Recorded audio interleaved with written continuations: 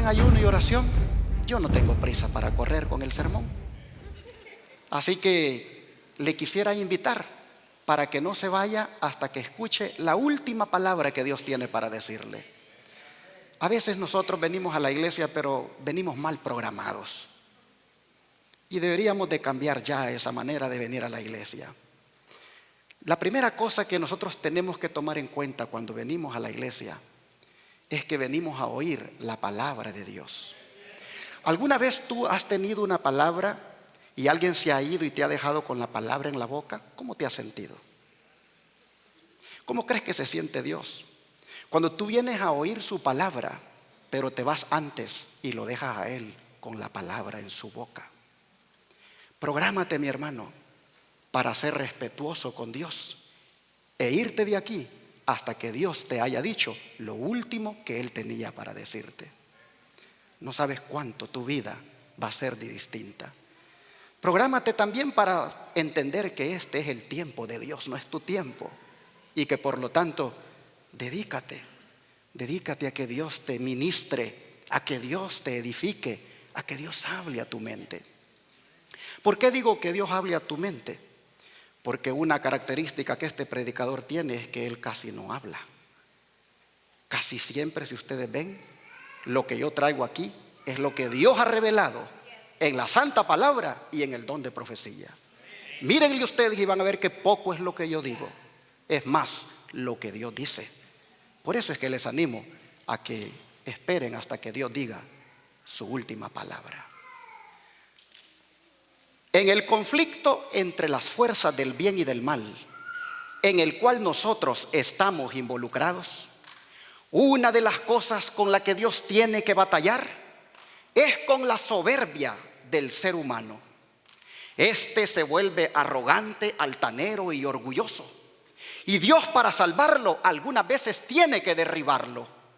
Esto lo vamos a ver en el mensaje de hoy, que tiene por título los resultados de la soberbia humana. Les invito a abrir la Biblia en el libro de Daniel, capítulo 4, versículo 37. Libro de Daniel, capítulo 4 y el versículo 37. Y la palabra de Dios nos dice de la siguiente manera: ahora yo, Nabucodonosor, alabo, engrandezco y glorifico al Rey del cielo, porque todas sus obras son verdad y sus caminos juicio, y humillar puede a los que andan con soberbia. A esta conclusión llegó Nabucodonosor, rey de Babilonia, después que se cumpliera el sueño profético del árbol cortado.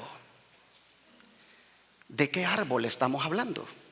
Leamos los versículos 4 y 5 y los versículos también del 10 al 17. Y en los versículos 4 y 5 se nos dice: yo, Nabucodonosor, estaba tranquilo en mi casa y próspero en mi palacio.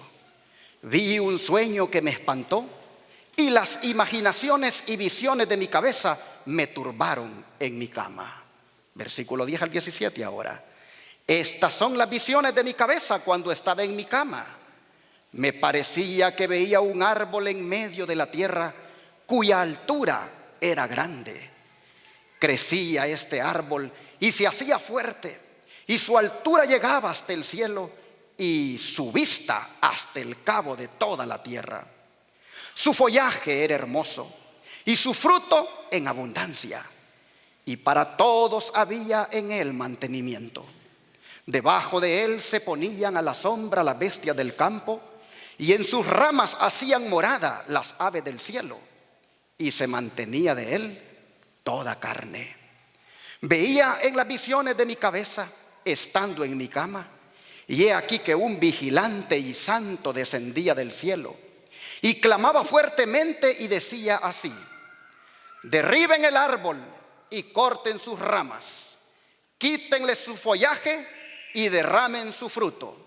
Váyanse las bestias que están debajo de él y las aves de sus ramas, Mas la cepa de sus raíces dejen en la tierra, y con atadura de hierro y de bronce entre la hierba del campo, y sea mojado con el rocío del cielo, y su parte con las bestias en la hierba de la tierra.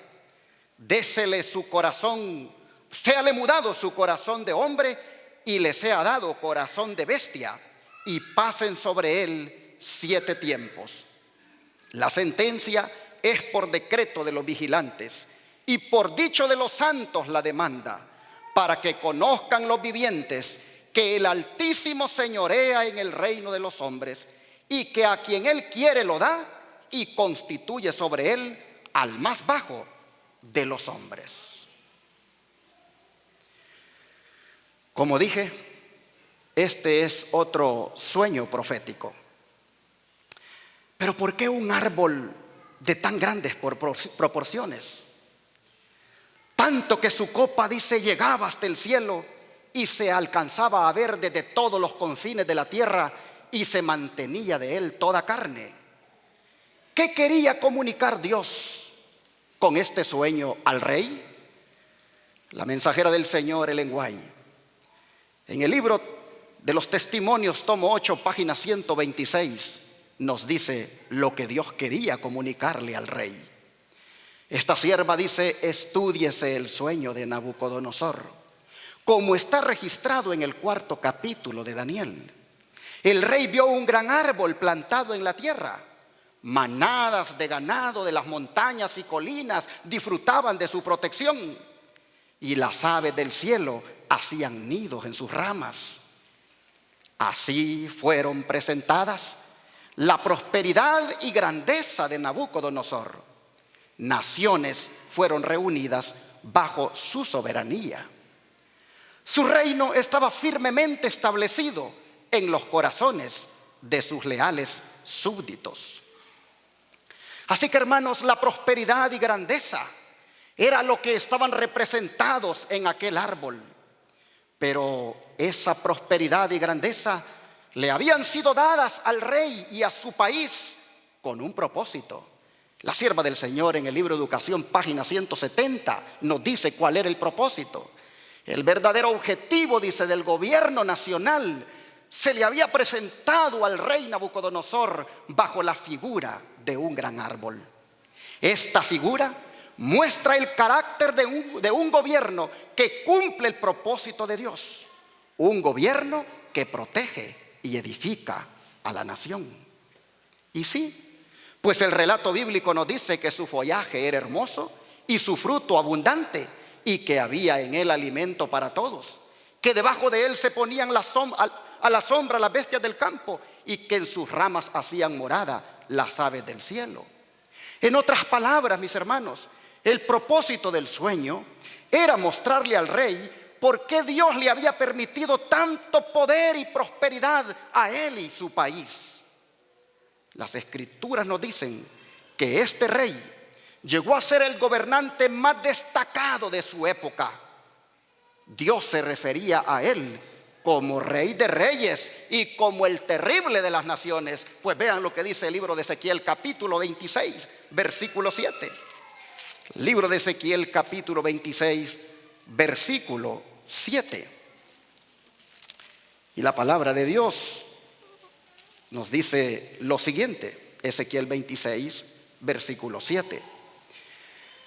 Porque así dice Jehová el Señor: he aquí que del norte traigo yo contra Tiro a Nabucodonosor, rey de Babilonia, rey de reyes, con caballos y carros y jinetes y compañías y mucho pueblo.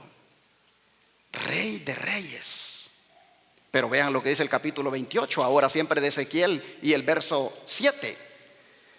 Ezequiel 28, 7 dice: por tanto, he aquí yo traigo sobre ti extranjeros, los violentos de las naciones, que desenvainarán sus espadas contra la hermosura de tu sabiduría y mancharán tu esplendor. La palabra que yo he leído aquí como lo violento de las naciones La versión en inglés, la King James, traduce esa palabra como los terribles de las naciones. O como bien dijera un comentarista, no era otra cosa que el azote de las naciones. No había rey que pudiera competir con él porque a todos les ganaba. Solamente que esto causó un problema en su corazón. ¿Cuál era el problema? La sierva del Señor en la revista Instructor de los Jóvenes del 11 de octubre de 1904 nos dice cuál era el problema que había causado toda esta prosperidad. Nabucodonosor, dice, se volvió del camino de la humildad para seguir las imaginaciones de su orgulloso corazón, pensando que su reino debía ser más extenso y poderoso que cualquiera que siguiera. Añadió grandes construcciones a la ciudad de Babilonia y se entregó a una vida de placer y autoglorificación. De este tiempo, él mismo dice: yo, Nabucodonosor, estaba en descanso en mi casa y floreciente en mi palacio. No es sorprendente, dice esta mensajera, que el exitoso monarca tan ambicioso y de espíritu tan altanero fuera tentado a apartarse del camino de la humildad que solo conlleva a la verdadera grandeza.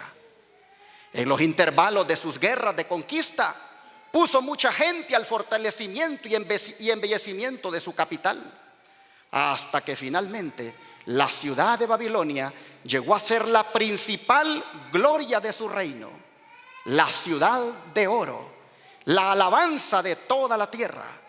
Su pasión como edificador y su marcado éxito en hacer de Babilonia una de las maravillas del mundo ministró a su orgullo, hasta que se encontró en grave peligro de arruinar su repertorio de sabio regente, a quien Dios podía continuar usando como instrumento para la realización del propósito divino. Toda la prosperidad, todo el éxito, lo único que hicieron fue ministrar su orgullo. Y es por eso que Dios le dio este sueño del árbol cortado, para advertirle que no era bueno lo que estaba haciendo con su vida, para mostrarle que la manera como estaba llevando las cosas no eran de acuerdo a la voluntad del Señor. Nuevamente, en el libro o revista Instructor de los Jóvenes del 1 de noviembre de 1904, a la sierva del Señor le fue revelado que debido a que Nabucodonosor no continuó caminando en la luz que había recibido del cielo, perdió las santas impresiones que habían sido hechas en su mente. Pero Dios, en su misericordia, le da este otro sueño para salvarlo, si fuera posible, de apropiar para sí la gloria que pertenece al supremo mandatario. Pero resulta que este sueño lo perturbó bastante, al punto que necesitó de intérpretes para que le revelaran dicho sueño.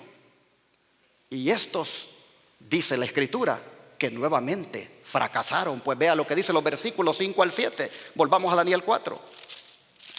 Los versículos 5 al 7.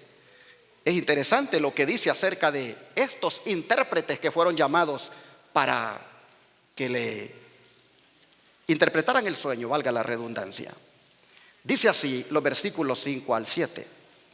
Vi un sueño, dice él, que me espantó, y las imaginaciones y visiones de mi cabeza me turbaron en mi cama, por lo cual yo di mandamiento para hacer venir delante de mí a todos los sabios de Babilonia, a fin de que me hicieran saber la interpretación del sueño. Y el verso 7 dice: vinieron magos, astrólogos, caldeos y adivinos. Les dije el sueño delante de ellos, mas ellos no me dieron a conocer su interpretación. ¿Por qué fracasaron otra vez estos pretenciosos sabios?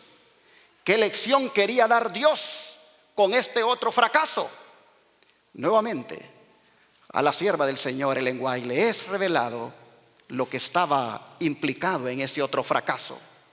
Y es que en el manuscrito número 13, en las páginas 63 a la 64, dice que el sueño le fue dado de una manera muy explícita. Pero los magos, los astrólogos, los adivinos y los caldeos no pudieron hacerle saber al rey su sueño ni decirle la interpretación. ¿Por qué razón? Porque aquellos que no aman ni temen a Dios no pueden entender los misterios del reino de los cielos. No pueden allegarse al trono de aquel que habita en luz inaccesible. Y las cosas de Dios son para ellos misterios de misterios. Pero el rey da testimonio del hecho de que los siervos de Dios, estos sí entienden las cosas de Dios, porque Daniel le relató el sueño y la interpretación del mismo delante del rey. Así lo dicen los versículos 8 y 9. Leámoslo. Los versículos 8 y 9 dice: hasta que entró delante de mí Daniel, cuyo nombre Beltsasar, como el nombre de mi Dios, y en el cual hay espíritu de los dioses santos. Y dije el sueño delante de él diciendo: Beltsasar, príncipe de los magos, ya que he entendido que hay en ti espíritu de los dioses santos, y que ningún misterio se te esconde, dime las visiones de mi sueño que he visto y su interpretación. Pero qué hermoso, hermanos, el concepto que tiene el rey de Daniel. Reconoce que en él mora el Espíritu Santo. Decimos amén. Hermanos, eso le da al rey confianza en Daniel y por eso lo ha llamado. Y el don profético de Ellen White nuevamente nos dice al respecto lo siguiente. Siempre en esta revista del Instructor de los Jóvenes del 1 de noviembre de 1904, en esta dice: nación idólatra, nuevamente se dio testimonio al hecho de que solo los siervos de Dios pueden entender los misterios de Dios.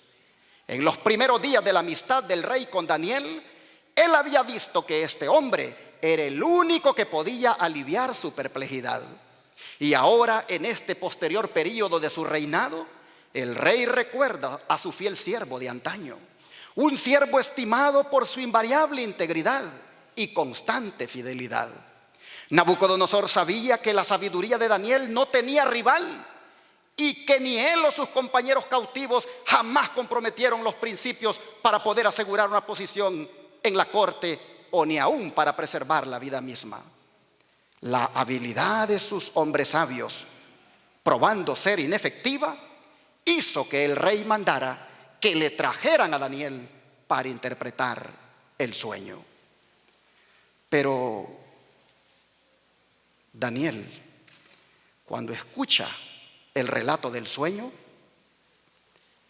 a él lo deja atónito dicho relato. Por una hora está que no haya cómo decir la interpretación, porque sin duda dar la interpretación implica ser portador de malas noticias para el rey, porque resulta que en la interpretación lo que hay es un juicio para el rey. Vamos a ver el verso 19. Daniel dice la palabra de él lo siguiente: entonces Daniel, cuyo nombre era Beltsasar, estuvo atónito por una hora y sus pensamientos lo espantaban. El rey habló y dijo: Beltsasar, no te espante el sueño ni su interpretación.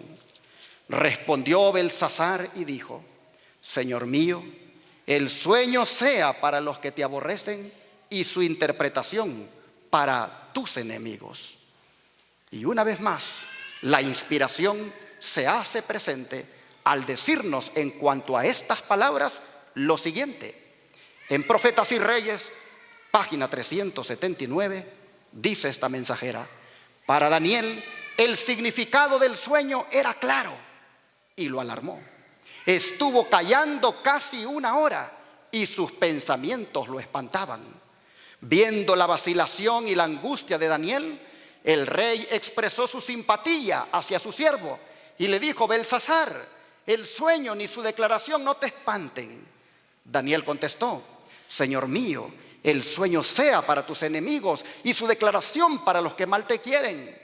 El profeta comprendía que Dios le imponía el deber de revelar a Nabucodonosor el castigo que iba a caer sobre él por causa de su orgullo y arrogancia.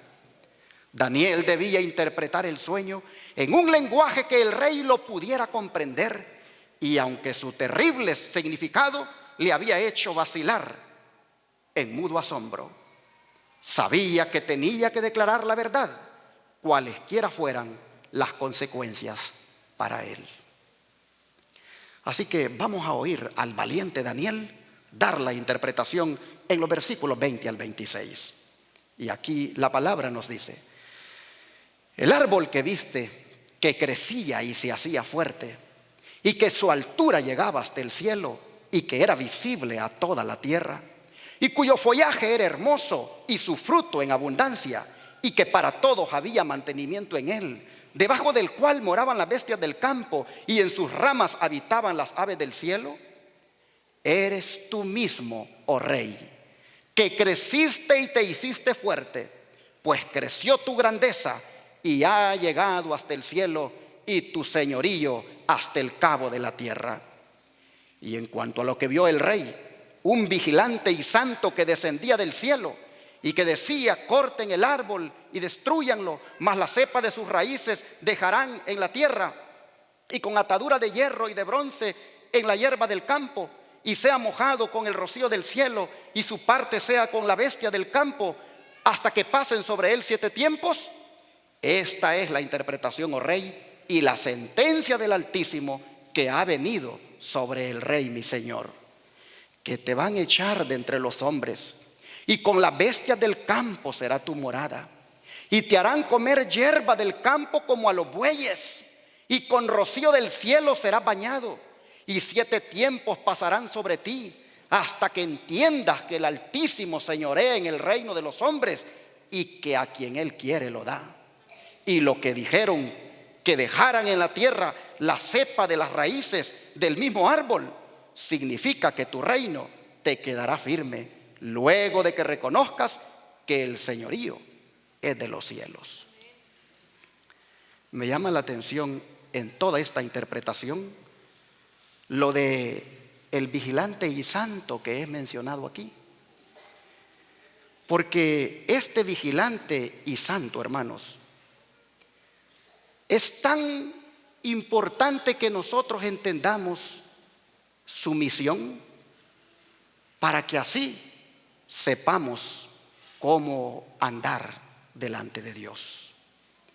Lo del vigilante y santo que desciende del cielo no es otra cosa que una advertencia para las naciones de hoy, y por consiguiente para nosotros también. Así lo ha revelado el Señor a la sierva de Dios Ellen White en el libro La Educación, en las páginas 172 a la 173. Se ha permitido, dice ella, a toda nación que ha ascendido al escenario de la historia, que ocupe su lugar en la tierra para ver si va a cumplir o no el propósito del vigilante y santo. Las naciones no surgen por casualidad, están aquí en el mundo para ver si cumplen con los propósitos de Dios.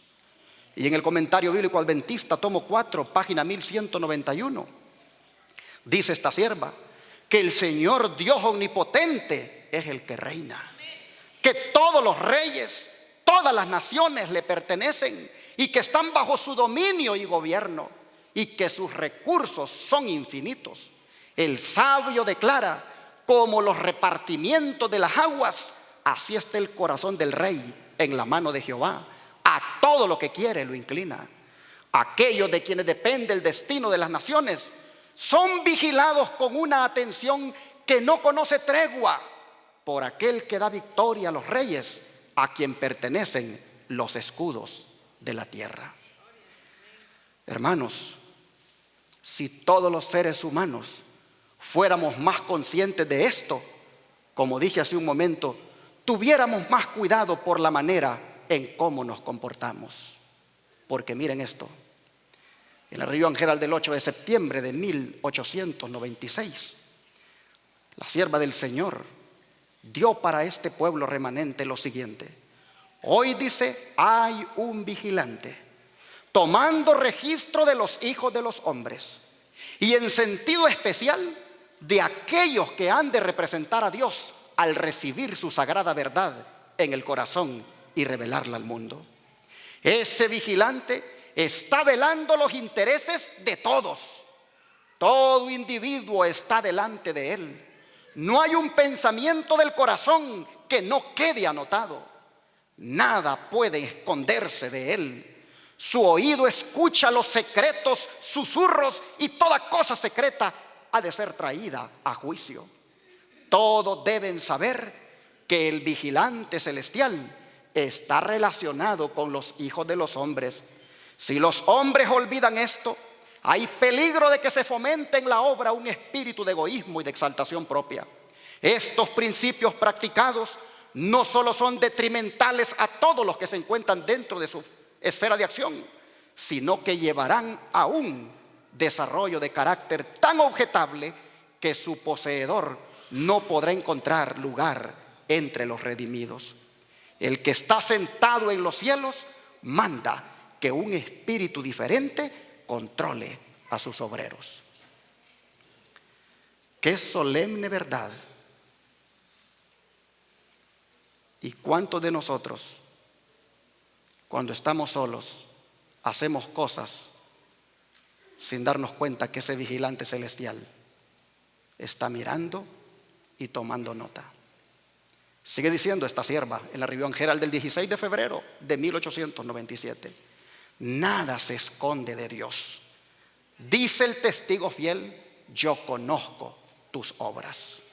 Cada palabra que hablamos es oída y registrada por la majestad del cielo, quien ha declarado: por tus palabras serás justificado y por tus palabras serás condenado. Si nuestros ojos pudieran ser abiertos, si pudiéramos ver al vigilante celestial a nuestro lado, escuchando las palabras que decimos, nos esforzaríamos en controlar nuestras lenguas, pues reconoceríamos que estamos hablando en la audiencia del universo celestial. Si no nos arrepentimos, encontraremos de nuevo el espíritu fuerte, los sentimientos vengativos y las airadas palabras, porque Dios traerá toda obra a juicio con toda cosa secreta, ya sea buena o sea mala. Oh, dice esta sierva, si los hombres, en lugar de hacer de las faltas de otros el tema de su conversación, tornasen sus miradas de crítica hacia adentro, buscando poder de lo alto para guardar bien sus palabras, para que en el juicio puedan presentarse justificados a la vista de Dios. Hermanos y hermanas, temblemos ante estas palabras y seamos más cuidadosos cuando hablamos y cómo lo hablamos, y cuando chateamos o escribimos mensajes de texto. Gracias, Espíritu Santo, porque nos amonesta de esta manera. Pero si esto, hermanos, es tan solemne para nosotros, ¿cómo lo fue para el rey? Que directamente se le dijo que él era aquel árbol y lo que estaba para venirle por 7 años si no se arrepentía. Y digo 7 años porque los 7 tiempos equivalen a 7 años. Vamos a leer nuevamente la sentencia, hermanos, versículo 24 al 26. La palabra del Señor dice: esta es la interpretación, oh rey, y la sentencia del Altísimo que ha venido sobre el rey mi señor, que te van a echar de entre los hombres, y con las bestias del campo será tu morada, y te van a hacer comer hierba del campo como a los bueyes, y con rocío del cielo serás bañado. Y 7 tiempos pasarán sobre ti, hasta que entiendas que el Altísimo señorea en el reino de los hombres, y que a quien Él quiere lo da. Y lo que dijeron que dejaran en la tierra la cepa de las raíces del mismo árbol, significa que tu reino te quedará firme hasta que reconozcas que el señorío es de los cielos. En esta sentencia, hermanos, se le vuelve a decir al rey que el que gobierna y tiene el dominio sobre el reino de los hombres es Dios. ¿Cómo sería de diferente si el gobierno de los presidentes de hoy entendieran estas palabras? La sierva del Señor nos dice en el libro La Educación, página 173 a la 174, que así como la disposición complicada de las ruedas estaba bajo la dirección de la mano que se veía debajo de las alas de los querubines, así también, dice Dios, dirige el complicado manejo de los acontecimientos humanos. En medio de la lucha y el tumulto de las naciones, aquel que se sienta por encima de los querubines aún dirige los asuntos terrenales. Nosotros vemos ahora en este país a un gobierno firmando órdenes ejecutivas todos los días, muchas causando incertidumbre, pero no nos olvidemos que sobre todas las cosas y sobre él mismo existe Jehová de los ejércitos. En Profetas y Reyes, página 366, esta sierva dice: en los anales de la historia humana, el desarrollo de las naciones, el nacimiento y la caída de los imperios parecen depender de la voluntad y las proezas de los hombres, y en cierta medida los acontecimientos se dirían determinados por el poder, la ambición y los caprichos de ellos. Pero en la palabra de Dios se descorre el velo, y encima, detrás y a través de todo el juego y contrajuego de los intereses humanos, poder y pasiones, contemplamos a los agentes del que es todo misericordioso, que cumple silenciosa y pacientemente los designios y la voluntad de él. Y ahora llegó el momento de los consejos. Después de tan impactante interpretación, el siervo de Dios va a aconsejar al rey. Miremos el consejo, versículo 27. Por tanto, oh rey, acepta mi consejo y rompe con tus pecados mediante justicia, y con tus iniquidades mediante misericordia para con los pobres, pues tal vez esto te sea una prolongación de tu tranquilidad. Hermanos, en el manuscrito número 13, en la página 64, comentando esto, la mensajera del Señor dice: Daniel exhortó al rey, como ya hemos presentado, a que dejara sus pecados mediante la justicia y sus iniquidades dejara, mostrando misericordia a los pobres. Pero ¿qué sucedió? La luz del cielo no fue aceptada y no ejerció influencia salvadora sobre su carácter. Y aquí viene la amonestación para nosotros, mis hermanos. Aquellos que reciben luz o cambian su curso de acción, o la obra de Dios les va a llegar a ser menos y menos agradable, y finalmente la van a poner a un lado. Porque eso fue justamente lo que hizo el rey: poner a un lado todas las advertencias de Dios. Y por lo tanto, vean lo que le pasó. Versículos 28 al 33 ahora. Todo esto, dice, vino sobre el rey Nabucodonosor. Al cabo de los 12 meses, paseando en el palacio del reino de Babilonia, habló el rey y dijo: ¿no es esta la gran Babilonia que yo edifiqué para casa del reino con la fuerza de mi poder y para la gloria de mi grandeza? Aún estaba la palabra en la boca del rey cuando descendió una voz del cielo que decía: a ti se te dice, rey Nabucodonosor, el reino es traspasado de ti, y de entre los hombres te echarán, y con las bestias del campo será tu morada, y como a los bueyes te apacentarán, y 7 tiempos pasarán sobre ti, hasta que reconozcas que el Altísimo señorea en el reino de los hombres, y que a quien él quiere lo da. En la misma hora, dice, se cumplió la palabra sobre Nabucodonosor, y fue echado de entre los hombres, y comía hierba como los bueyes, y su cuerpo se bañaba con el rocío del cielo, hasta que su pelo creció como las plumas de águila y sus uñas como de aves. Qué triste, hermanos, es no poner atención a las advertencias de Dios. La inspiración nos dice en el instructor de los jóvenes del 9 de noviembre ahora del año 1893: que este rey no le puso atención al mensaje que Daniel le dio. Y por 12 meses fue probado por Dios para ver si humillaría su orgulloso corazón. Y el testigo le seguía cuando entraba y salía. Y al final de los 12 meses, él caminaba en su palacio en el reino de Babilonia. El rey habló y dijo: ¿no es esta la gran Babilonia que yo edifiqué para casa real con la fuerza de mi poder y para gloria de mi majestad? Y así, mis hermanos, las escrituras reportan tanto la paciencia de Dios para demorar sus juicios durante un año, como también la tragedia del rey al decir estas jactanciosas palabras. La sierva del Señor en la Review Herald del 18 de junio de 1889 dice: cuando Nabucodonosor se glorificó a sí mismo y no le dio la gloria a Dios, fue hecho un ejemplo ante el mundo de cómo Dios considera ese espíritu de exaltación propia. Y en esa misma Review Herald, el 9 de junio de 1891, esta sierva volvió a decir: Dios había advertido al rey de su peligro de tomar la gloria para él, pero él no acudió a la advertencia y por lo tanto Dios envió su amenazante juicio sobre él y Nabucodonosor fue humillado.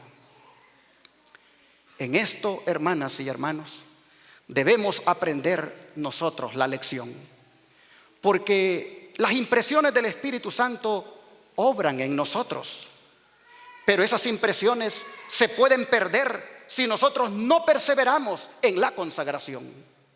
Este rey fue impresionado por el Espíritu Santo en la prueba que hizo a los jóvenes después que los evaluó al final de los 3 años allá en su universidad. También fue impresionado cuando Dios le mostró la historia del mundo a través de aquella estatua dividida en metales que le dio en aquel sueño. Pero también fue impresionado en la llanura de Dura cuando miró a alguien semejante al Hijo de Dios que se paseaba en el horno de fuego cuidando de los suyos. Pero tal parece que todas estas impresiones no fueron duraderas, porque él elegía siempre apartarse de Dios. Hermanos, esto nosotros deberíamos tomarlo muy en serio como advertencia, porque la impresión que el Espíritu Santo te pudo haber hecho en una santa cena, como todo el mundo le llama, porque la impresión que el Espíritu Santo pudo haber hecho en un mensaje que oíste, esa impresión tú tienes que buscar que se mantenga siempre latente en tu vida. De lo contrario, es quitada o apartada de ti. La sierva de Dios en Profetas y Reyes, página 380 y 381, dice al respecto: por un tiempo, dice, la impresión que habían hecho la amonestación y el consejo del profeta fue profundo en el ánimo de Nabucodonosor. Pero el corazón que no ha sido transformado por la gracia de Dios, dice, no tarda en perder las impresiones del Espíritu Santo. La complacencia y la ambición no habían sido desarraigadas todavía del corazón del rey, y más tarde volvieron a aparecer. A pesar de las instrucciones que le fueron dadas tan misericordiosamente y a pesar de las advertencias que representaban las cosas que le habían sucedido antes, Nabucodonosor volvió a dejarse dominar por un espíritu de celos contra los reinos que iban a seguir. Su gobierno, que hasta entonces había sido en buena medida justo y misericordioso, se volvió opresivo. Endureciendo su corazón, usó los talentos que Dios le había dado para glorificarse él mismo y para ensalzarse sobre el Dios que le había dado la vida y el poder. El juicio de Dios se demoró durante 12 meses, pero en vez de ser inducido al arrepentimiento por esta paciencia divina, el rey alentó su orgullo hasta perder confianza en la interpretación del sueño y burlarse más bien de sus temores anteriores. Y por lo tanto, la sentencia pasó a tener su cumplimiento. Pues leamos nuevamente el verso 33. Dice: en la misma hora Se cumplió la palabra sobre Nabucodonosor y fue echado de entre los hombres y comía hierba como los bueyes y su cuerpo se bañaba con el rocío del cielo hasta que su pelo creció como las plumas de águila y sus uñas como de aves. 12 meses. Un año tuvo para redimir sus pecados, como le dijo Daniel. Un año tuvo para buscar el camino de la humildad, pero olvidando las advertencias, dijo más bien que todo lo que había construido era para su propia gloria y por lo tanto comenzó a actuar como los bueyes, a comer pasto. La sierva del Señor nos dice en el instructor de los jóvenes del 28 de marzo de 1905 que así como las bestias no tienen conocimiento de Dios y por tanto no reconocen su soberanía, así, dice Nabucodonosor, había descuidado a Dios y sus misericordias. Prosperidad y popularidad le habían llevado a sentirse independiente de Dios y a usar para su propia gloria el talento de la razón que Dios le había encomendado. Mensajes de advertencia le fueron enviados, pero él no los acató. El vigilante celestial tomó nota del espíritu y las acciones del rey y en un momento desgarró al altanero farsante de todo lo que su creador le había dado.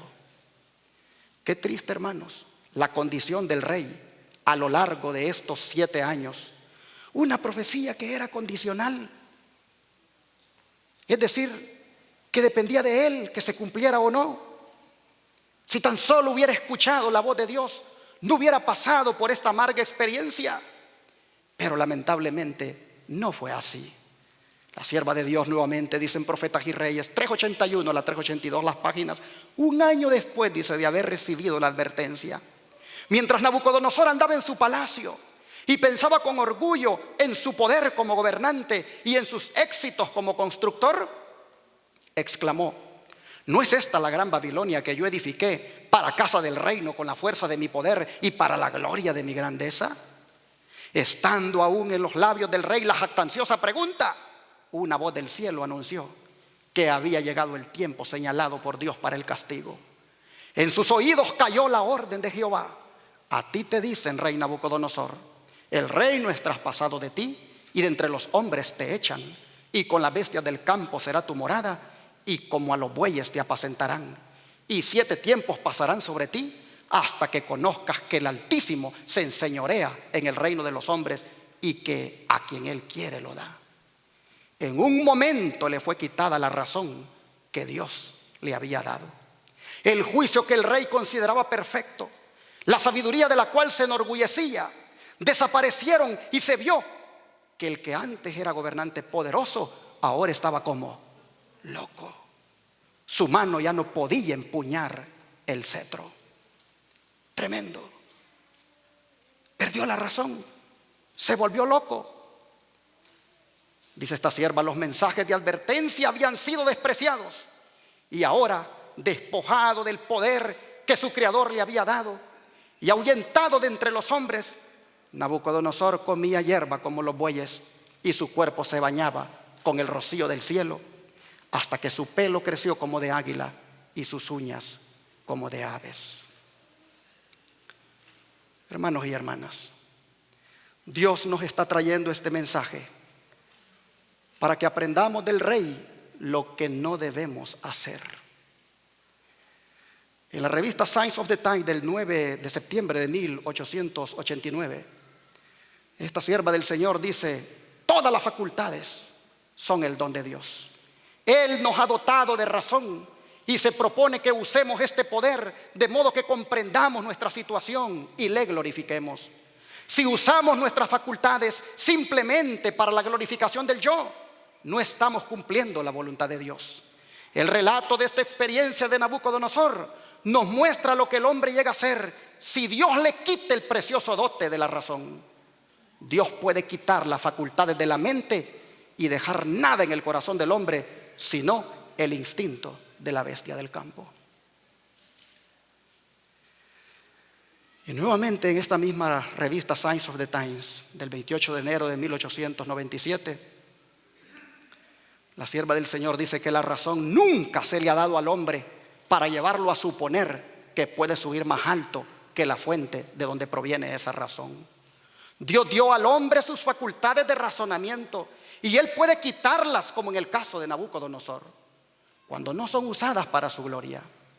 En los días de Noé, los habitantes de la tierra buscaron muchas invenciones.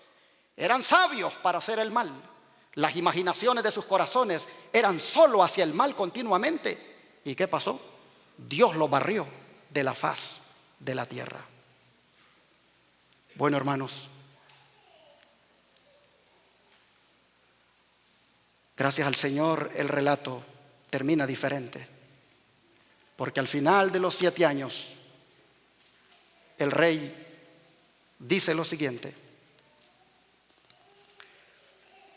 versículos 34 al 36.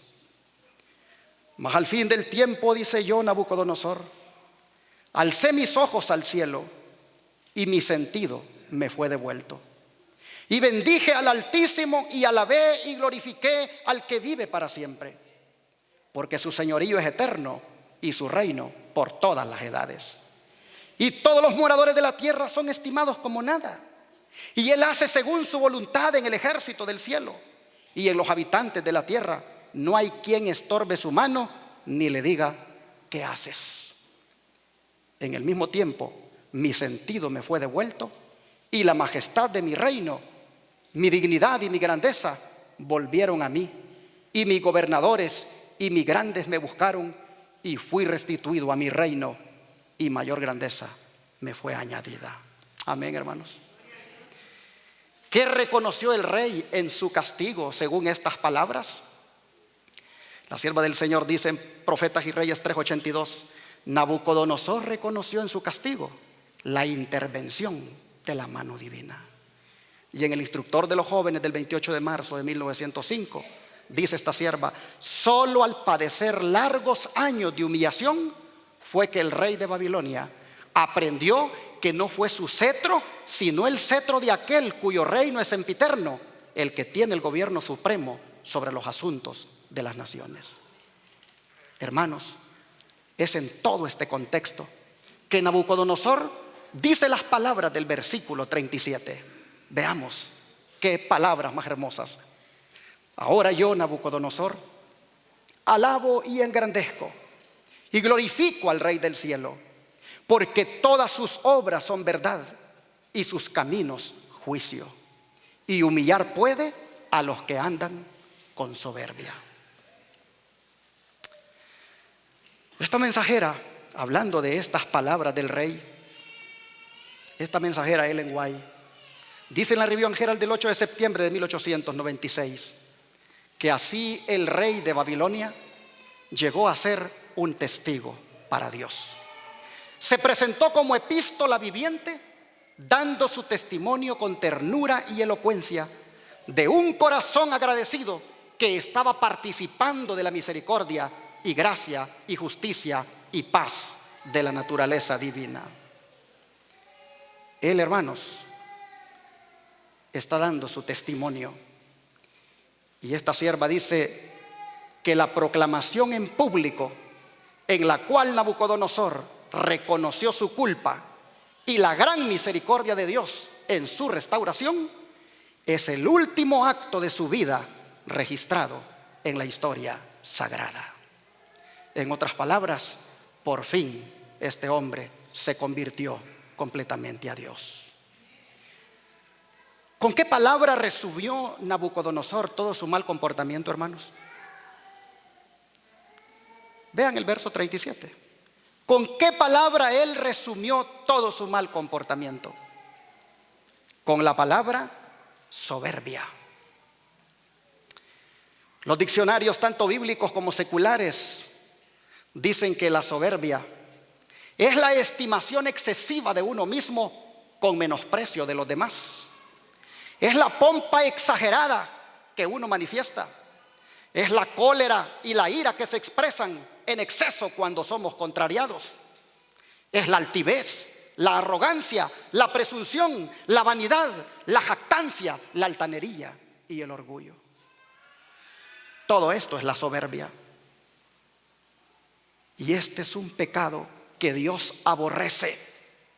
Lo aborrece tanto que considera digno de muerte al que posee este defecto. ¿Por qué digo esto? Por las palabras, hermanos, de Deuteronomio 17:12. Vamos allá. Deuteronomio 17:12.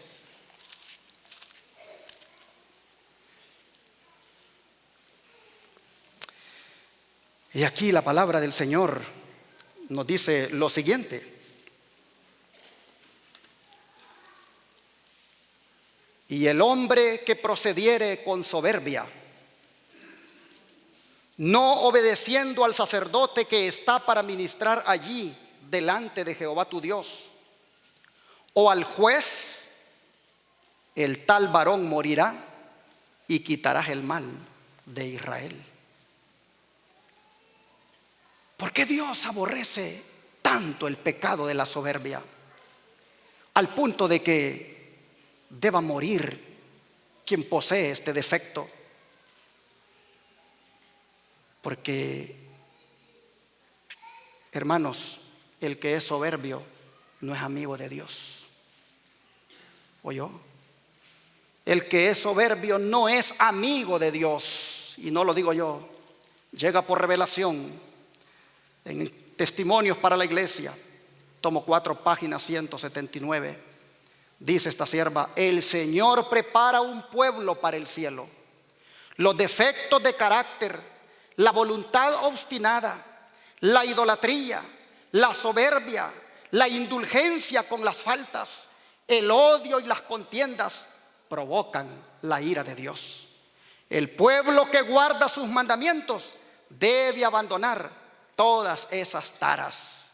Y taras es otra palabra para decir defectos. Las argucias de Satanás engañan y enceguecen a los que viven en esos pecados. Creen que están en la luz y sin embargo andan a tientas en las tinieblas. En nuestros días hay murmuradores entre nosotros, como también hubo murmuradores en el antiguo Israel, los que con una tolerancia imprudente mueven a rebelión a los hombres cuando su egoísmo los atenaza ante las reprensiones merecidas. ¿Estos qué cosa? No son amigos de Dios, el gran reprensor. Dios enviará reprensión y advertencia a su pueblo mientras esté en la tierra. ¿Cuántos de nosotros aquí hemos andado con soberbia todos estos años o en los últimos tiempos? ¿Cuántos de nosotros aquí hemos retirado amistades a causa de nuestra soberbia? ¿Cuántos de nosotros hemos traído problemas en nuestra familia a causa de nuestra soberbia? ¿Cuántos de nosotros hemos sido culpables de los problemas que tenemos con la esposa y el esposo a causa de la soberbia? ¿Cuántos de nosotros nos hemos distanciado de nuestros padres siendo hijos debido a la soberbia? Hermanos, ¿cuántos inclusive hemos hecho o dejado de hacer por causa de la soberbia aún dentro de la iglesia? La hermana Guay le envió una carta a una hermana que tenía este defecto y quisiera compartir con ustedes unos segmentos de la carta. Vean lo que ella le dice. En Joya de los Testimonios, tomo 1, página 244. Ella le dice: querida hermana M, cuando el Señor me mostró su caso, se me hizo recordar lo que pasó hace muchos años, cuando usted creía en la próxima venida de Cristo. Usted esperaba y amaba su aparición. La vi a usted luchar con la pobreza para sostenerse a sí misma y a sus hijos. Muchas veces usted no sabía qué hacer y el porvenir parecía oscuro e incierto. En su angustia clamaba al Señor y Él la consolaba y le ayudaba. Y en derredor suyo brillaban rayos de esperanza y luz. ¿Cuánto apreciaba a Dios en esas ocasiones? ¿Cuán dulce era su amor consolador? Le parecía que tenía un precioso tesoro depositado en el cielo. Y al considerar la recompensa de los afligidos hijos de Dios, cuánto la consolaba poder llamarle Padre. Pero vean lo que pasó con esta hermana. Ahora en la página 245 del mismo libro. Me fue mostrado que ante usted se abrió el camino para que mejoraran sus condiciones de vida y pudiera al fin obtener los recursos que pensaba usar con sabiduría para la gloria de Dios. Cuán ansiosamente miraba su ángel ministrador esa nueva prueba para ver cómo la resistiría. Cuando llegaron los recursos a sus manos, vi cómo gradual y casi imperceptiblemente usted se separaba de Dios. Gastaba para su propia conveniencia los recursos que se le habían confiado y se rodeaba de las comodidades de esta vida. Vi que los ángeles la miraban con anhelante tristeza, con el rostro medio desviado, pesaroso de abandonarla. Sin embargo, usted no advertía la presencia de ellos y seguía su conducta sin acordarse de su ángel guardián. En medio de la prosperidad, usted no llevó a cabo las resoluciones que había hecho en la adversidad. El engaño de las riquezas la separó de sus propósitos. Aumentaron sus preocupaciones y se extendió su influencia. Los afligidos, al recibir alivio de sus padecimientos, la glorificaban y usted aprendió a amar las alabanzas de los pobres labios mortales. Vivía en una ciudad populosa y pensó que para el éxito de sus negocios, como asimismo para conservar su influencia, era necesario que cuanto la rodeaba estuviera de acuerdo con los mismos. Pero llevó las cosas al extremo. Se dejó guiar demasiado por las opiniones y los juicios ajenos. Y ojo, lo puse en blanco. Gastó recursos inútilmente tan solo para satisfacer la concupiscencia de los ojos y la soberbia de la vida. Se olvidó de que estaba manejando el dinero de su Señor. Hermanos, hasta los diezmos esta hermana, ahora en su soberbia, se los está gastando en lo que ella quiere.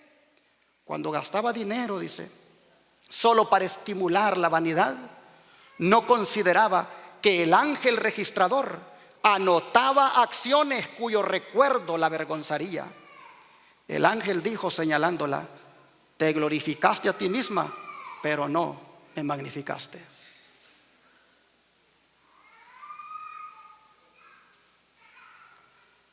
Hay veces que tenemos abundancia de trabajo y cuando Dios nos bendice, no le damos a Él lo que le pertenece. No le devolvemos el diezmo y la ofrenda. Preferimos pagar el préstamo que tenemos con el banco. Preferimos quedar bien aquí con los hombres y saldar nuestras deudas con ellos. Y a Él, que fue nuestro benefactor, que nos dio el trabajo y la salud para trabajar, a Él lo dejamos de lado. Eso es actuar con soberbia. Hermanos, hay un hermano al cual la hermana le escribió también tocándole el asunto de la soberbia, pero le dice algo muy fuerte. Mire lo que le dice. Esta vez en el testimonio para la iglesia tomo 4, en la página 188. Los sentimientos de rencor y murmuraciones que algunos han expresado también han encontrado abrigo en su alma, aunque no se haya atrevido a hablar claramente al respecto. Mejor habría sido para la obra y para todos aquellos que están relacionados con ella que usted hubiera sido apartado de ella ya hace años. Cuanta más luz ha recibido, cuantos más privilegios ha disfrutado, menor ha sido la sinceridad y la justicia que ha manifestado. Su corazón era carnal y ha descuidado la palabra explícita de Dios. Aunque a su alrededor han abundado las advertencias y los consejos, y ha tenido las pruebas más claras de que Dios estaba en esa obra y que le hablaba su voz, ha rechazado las solemnes reprensiones considerándolas livianas y ha seguido adelante con su soberbia. Pero qué tremendo lo que le dice. Mejor hubiera sido para la obra, dice, que usted hubiera sido apartado de ella hace años. Hermanos, Dios nos está preparando para ir al cielo, ¿no es cierto? Dios nos está preparando para ir al cielo y por eso nos amonesta. A mí primeramente y luego a todos ustedes, para que nos apartemos de este pecado de la soberbia. Quisiera terminar con las palabras que comenzó este servicio, las de la lectura bíblica que se encuentran en Isaías capítulo 2, verso 11. Esta es la última palabra de Dios para usted, hermano y hermana, de este mensaje. Isaías capítulo 2, verso 11. Y la palabra nos dice: la altivez de los ojos del hombre, ¿qué cosa va a pasar con ella? Será abatida. Y la soberbia de los hombres, ¿qué cosa va a pasar con ella? Será humillada. Y Jehová solo será exaltado en aquel día. Es mi deseo, hermanos, que como resultado de este mensaje, todos aquí deseemos solo exaltar a Dios en nuestras vidas. No más soberbia en su hogar, mi hermano, mi hermana. No más soberbia como padre de familia. No más soberbia como esposo. No más soberbia como miembro de iglesia. Humillémonos todos ante la presencia de Dios. Pregunto en esta hora y que Cristo lo oiga: ¿cuántos aquí quisieran que Dios les ayude a ser humildes? Que Dios les bendiga.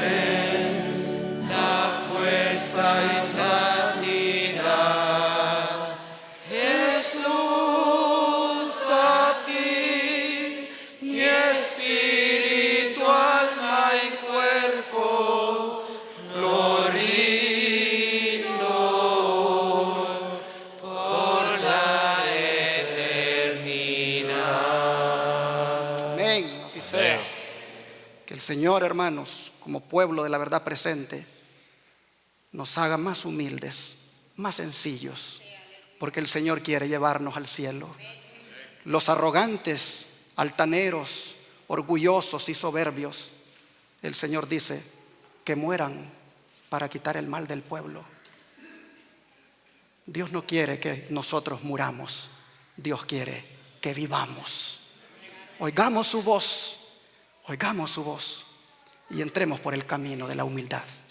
Vamos a orar, a rodearnos.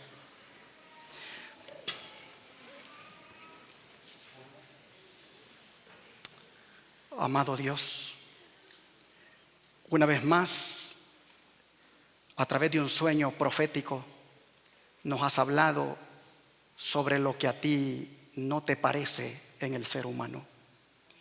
Y una vez más, Señor, a través de un sueño profético hemos visto los resultados de la soberbia humana.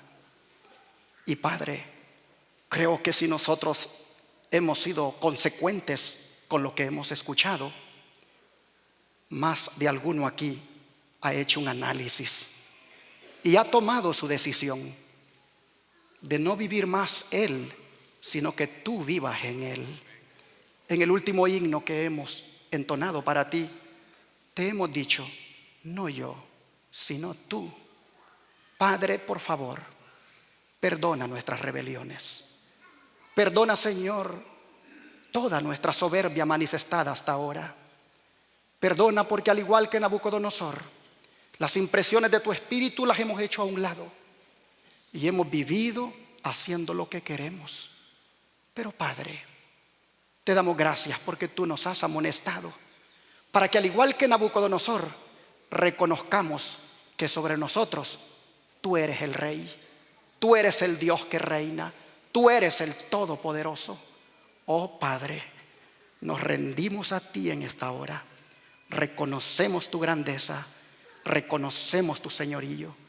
Rogamos, Señor, quites todo el orgullo de nuestras vidas y nos hagas humildes delante de tus ojos. Gracias por esta palabra y que todos aquí podamos ponerlas por obra. Te lo suplicamos en el nombre de Jesús. Amén.